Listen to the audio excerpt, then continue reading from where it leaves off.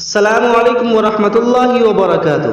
ناظرین، آپ نے حضرت عمر بن عاص رضی اللہ عنہ کا نام سنا ہوگا۔ عمر بن عاص کا اسلام قبول کرنا، یہی ہماری آج کی ویڈیو کا موضوع ہوگا۔ آج ہم آپ کو عمر بن عاص رضی اللہ عنہ کے بارے میں بتائیں گے کہ اس نے کس طرح اسلام قبول کیا تھا۔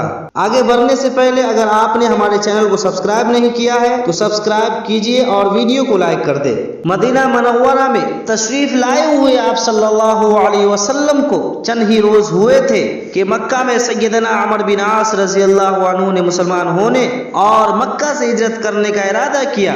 عمر بن عاص رضی اللہ عنہ کو قریش مکہ نے مسلمانوں کے خلاف نجاشی شاہ حبس کے پاس سفیر بنا کر بھیجا تھا۔ مسلمان مہاجرین کو حبس میں پناہ نہ مل سکے۔ نجاشی کے دربار میں ان کو خفت و ناکامی حاصل ہوئی تھی۔ اس نے ان کے دل پر اسلام کی صداقت کا سکہ بٹھا دیا تھا۔ وہ اثر برابر اندر ہی اندر اپنا کام کرتا رہا اور بعد کے حالات نے اس کی تائید و تصدیق کی، لہذا اب عمر بن عاص رضی اللہ عنہ سے ضبط نہ ہو سکا۔ خالد بن ولید رضی اللہ عنہ ان کے بڑے گہرے دوست تھے۔ سفر حدیبیہ میں رات کے وقت نماز عشاء میں رسول اللہ صلی اللہ علیہ وسلم سے قرأت کلام مجید سن کر خالد بن ولید رضی اللہ عنہ کا دل نرم ہو گیا تھا۔ اسی روز سے ان کو اسلام سے محبت تھی۔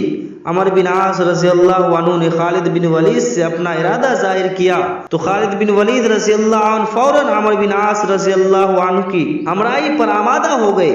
اس کے بعد دونوں نے اپنے تیسرے دوست عثمان بن طلحہ رضی اللہ عنہ کو اپنے ارادہ سے مطلع کیا۔